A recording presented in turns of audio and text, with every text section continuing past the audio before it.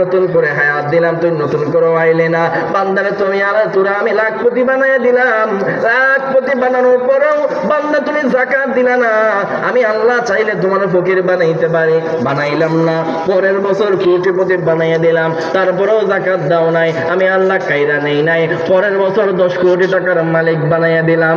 আর একজন বান্দা দেখা গেল এই বান্দা নামাজও পড়ছে, রোজাও রাখছে, হজও করছে, যাকাতও দিছে, তসবিহ তাহলিল করছে, চাষ আওয়াবিন সহ সবগুলো করছে।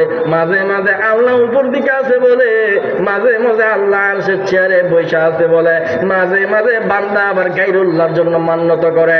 আল্লাহ রব্বুল আলামিন 3 তালাক দিয়া ওই বান্দার লিস্ট থেকে বের করবে। তখন আমরা জিজ্ঞাসা করলাম, গো আল্লাহ, বান্দা নামাজও পড়ে, রোজাও রাখে, হজও করে, যাকাতও দেয়, তারপরেও কেন বান্দারে বের করলেন? আল্লাহ বলে, তোর বোন সমস্ত গুণগুণ মেনটেন করার পরেও আলগায় বেড়ার লগে কথা বললে, শিরিক করলে যেমন 3 তালাক দেশ, ঠিক তেমনি আমি আল্লাহর লগে শিরিক করার কারণে, আমার ভালোবাসায় পরকীয়া জড়ানোর কারণে আমি আল্লাহ তোর বউর হিসাবে তোর 3 তালাক দিলাম।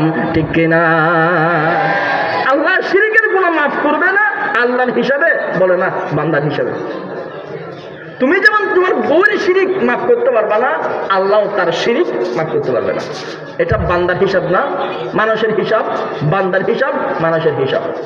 শিরিক মানুষ কেমনে করে? দৈনন্দিন শরীরের সাথে লেগে থাকে। উদাহরণ দিলে বুঝবেন। গেছি গোপালগঞ্জ, হাসিনার বাড়ি, মাহফিল বয়ান করতেছে রাত 2টা, একটু রাত করে মাহফিল হয়।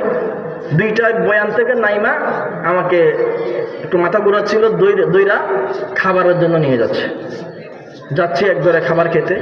দেখতেছি উঠোনের মাঝখানে, ঘরের উঠোনের মাঝখানে একটু সাইডে করে একটা বড় পেঁপে গাছ লম্বা হয়ে দাঁড়ায় রয়েছে।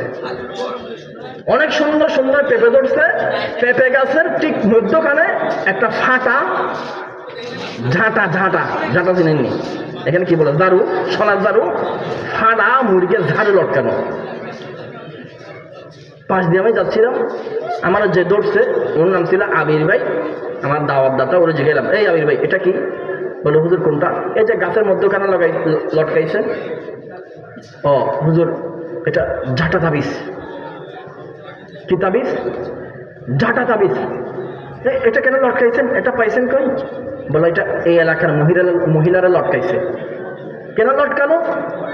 বলে, ছোট ছোট পেঁপে জোরে জোরে পড়ে যায়, ওগুলো পড়া থেকে বাঁচার জন্য এই ঝাঁটা লটকাইছে।